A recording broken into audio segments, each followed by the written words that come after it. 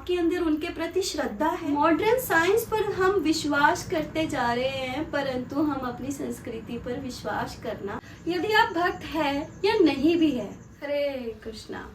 Welcome and welcome back to my channel. I am Deepika Dazzling. स्वागत करते हैं इस नई वीडियो। आज का टॉपिक बहुत ही इंटरेस्टेड होने वाला है। इस वीडियो के एंड तक बने रहिए और साथ ही इस वीडियो को पहले से कर दिए लाइक, शेयर और हरे कृष्णा महामंत्र के साथ इस कमेंट बॉक्स को भर दीजिए। चलिए शुरू करते हैं। जैसे ही गणपति बापा का विसर्जन होता है तो उसके भाद्र पूर्णिमा के बाद ही 15 दिन के हमारे पितृपक्ष लग जाते हैं, जो कि बहुत ही आवश्यक है अपने पितरों को मान सम्मान से उनको श्राद्ध करना, क्योंकि श्राद्ध का अर्थ ही श्रद्धा से आया है। यदि आपके अपने पितरों के प्रति ही श्रद्धा ना हो, जो आपके पूर्वज गए हैं, दादी दादा या उनके भी बड़े, या फिर कोई अपनी उम्र से पहले ही चला जाता है, तो उनको हमें मान सम्मान से श्राद्ध करना बहुत ही जरूरी है। इस श्राद्ध करने में सबसे पहले महत्वपूर्ण यही है कि आपके अंदर उनके प्रति श्रद्धा है। यदि अगर श्रद्धा है तो ही आपको श्राद्ध करना चाहिए, अपितु आपको करना ही नहीं चाहिए। आइए जानते हैं कि श्राद्ध क्यों करना चाहिए। कहा जाता है यदि देवताओं की पूजा में कोई त्रुटि हो जाए तब भी वो स्वीकार कर लेते हैं, परंतु पितरों के प्रति कोई त्रुटि हो जाए तो वो नाराज हो जाते हैं। तो आपने कभी ब्राह्मण से सुना होगा कि आपके पितृ नाराज हो गए, तो पितरों को कभी भी नाराज नहीं करना चाहिए। उसके लिए श्रद्धा पूर्वक श्राद्ध करना चाहिए। जो पूर्वज पितृलोक में हैं उन तक ये सब सुख सुविधा पहुंच जाए, इसलिए ये श्राद्ध किया जाए। आप कह सकते हैं कि ये श्राद्ध करने से क्या वो चीजें उन तक पहुंच जाएगी? जी हाँ, बिल्कुल पहुंच जाएगी। यदि आप किसी को फोन करते हैं, चाहे वो पास का हो चाहे दूर देश का हो, तब भी वो फोन उनके पास पहुंच जाता है। तो आप देख सकते हैं कितना हमारा मॉडर्न साइंस पहुंच चुका है। जब हमें मनी ट्रांसफर करनी होती है दूर देश या फिर अपने ही देश में, तो हम मॉडर्न टेक्नोलॉजी के थ्रू उसको ट्रांसफर करते हैं। क्या मोबाइल के थ्रू या इंटरनेट बैंकिंग के? क्या हमें वो चीजें दिखती है? नहीं ना। तो इसका अर्थ है कि हमें हर कुछ चीजें जो दिख रही है वो जरूरी नहीं है कि वो हो।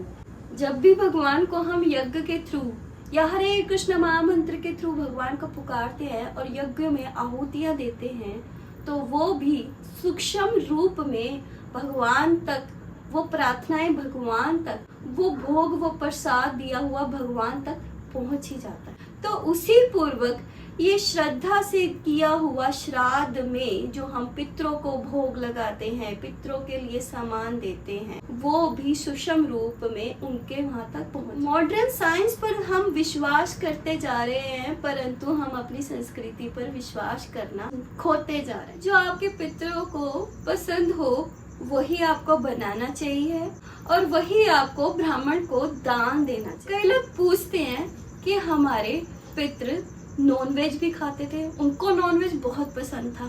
कोई बोलते हैं ड्रिंक करते थे, उनको अल्कोहल बहुत पसंद थी। तो क्या हम ये बनाएं? क्या हम ये दान में दें? बिल्कुल भी नहीं। ये चीजें बिल्कुल नहीं देनी चाहिए, क्योंकि ये जो कार्य करते थे वो अपने शरीर के स्तर पे करते थे, परंतु अब वो श्राद्ध कर रहे हैं उनका, वो बिल्कुल सात्विक रूप से करना है, क्योंकि वो आत्मा के बल पर हैं। तो उनको हमें बिल्कुल ही सात्विक भोजन बनाना चाहिए और सात्विक ही चीजें दान करनी चाहिए। तो आप सात्विक अपना हलवा पूरी जो बनाना चाहे, जो उन्हें पसंद हो वो बना के भगवान को भोग लगाना। भगवान को भोग लगाना इसलिए आवश्यक है, भगवान भगवत गीता में कहते हैं यजन्ते अविधि पूर्वक। यदि हम देवी देवताओं की पूजा प्रार्थना करते हैं भगवान के बिना, तो वो अविधि पूर्वक ही माना जाता है। तो भगवान को भोग लगाना बहुत ही आवश्यक है। यदि आप भक्त है या नहीं भी है, भगवान कृष्ण को भोग लगा के ही हमें श्राद्ध में अपने पितरों को भोग अर्पण करना चाहिए, क्योंकि भगवान को भोग लगाने से उस भोजन की पवित्रता इतनी बढ़ जाती है कि आपके पितृपक्ष से भी आगे उच्च लोक को जाते हैं। भगवान को भोग लगाने के बाद हमें भगवान के प्रसाद को, जो कि भोग से प्रसाद बन गया है, उनको 3 हिस्सों में डिवाइड करना चाहिए। पहला हमें गाय के लिए रखना चाहिए, दूसरा कुत्ते के लिए और तीसरा कौवे के लिए। और साथ ही हमें ब्राह्मण को घर पे बुला के विधि पूर्वक उनको भोजन देना चाहिए। साथ ही जो हमारे पितरों को पसंद हो उस चीज का दान देना चाहिए। जब हम श्राद्ध करते हैं तो घर पे जो पुरुष है, चाहे वो बड़ा बेटा हो या छोटा बेटा हो या घर पे कोई भी पुरुष हो, उनके ही थ्रू हमें श्राद्ध कराना चाहिए। यदि किसी के घर में पुरुष ना हो, बेटा नहीं है परंतु बेटियां हैं, तो वो भी इसे कर सकती है। इसका एग्जाम्पल बहुत अच्छा है रामायण में। जब श्राद्ध का समय बीत रहा था तब माता सीता ने पिंडदान करा था खुद से, क्योंकि समय इतना इम्पोर्टेंट होता है, टाइम इतना इम्पोर्टेंट होता है इसमें कि उसका श्राद्ध करना जरूरी है। तो इसलिए स्त्रियां भी, बेटियां भी कर सकती हैं, परंतु जब कोई पुरुष ना हो तो ही करें। आइए जानते हैं इस श्राद्ध करने का क्या ही लाभ है। This is token of says thank you to your पूर्वज। जी हाँ, थैंक यू। आप थैंक यू करते हैं अपने पूर्वजों से, जिस कुल में आपको जन्म मिला है, जिस कुल का नाम आपके साथ जुड़ा हुआ है, आप उनको थैंक यू करते हो श्राद्ध करके। आपको इस कुल में जन्म लेने से उनका नेम, फेम, उनकी वेल्थ आपको फ्री में मिल जाती है, क्योंकि आपने उनके कुल में जन्म लिया है। उनके कुल में जन्म लेने से आपको हर चीज बिल्कुल मुफ्त मुफ्त मुफ्त मिलती है। तो क्यों ना हम उनको थैंक यू करें, उनका श्राद्ध करें। इंसान में हमें 5 ऋण जो जन्म से ही हमारे शुरू हो जाते हैं, हमारे को लग जाते हैं, वो हमें चुकाने ही पड़ते हैं, तो ही हमारा मनुष्य जीवन सफल हो पाता है। तो एक ऋण आता है पूर्वज ऋण, जिसका हम श्राद्ध करके उनको चुका सकते हैं। ये कुल आगे बढ़ता रहे, उस संतान प्राप्ति के लिए हम अपने पूर्वज को श्राद्ध करके उनको थैंक यू करते हैं कि हमारा कुल आगे ही बढ़ता चले, हमारी घर की औरतें हमेशा सुहागन रहे। इसके कारण भी हम अपने पूर्वजों को पूजते हैं, उनका श्राद्ध करते हैं। जब हम और समाज में देखते हैं, वो समय समय पर अपने पूर्वजों की कब्र पे जाते हैं, उनके साथ बात करते हैं, उनके साथ टाइम स्पेंड करते हैं, उनके साथ अपनी फीलिंग शेयर करके आते हैं। तो वो भी अपने एंसेस्टर्स को, अपने पूर्वजों को मना रहे हैं। तो फिर हमें क्यों शर्म आ रही है श्राद्ध करने में? हम भी तो वही कर रहे हैं, अपने पूर्वजों को श्रद्धा पूर्वक उनका मान सम्मान कर रहे हैं। चलो माना आप बहुत ही मॉडर्न हो, आपको ये सब ओल्ड फैशन लगता है, फिर आप हेलोवीन करने क्या जाते हैं?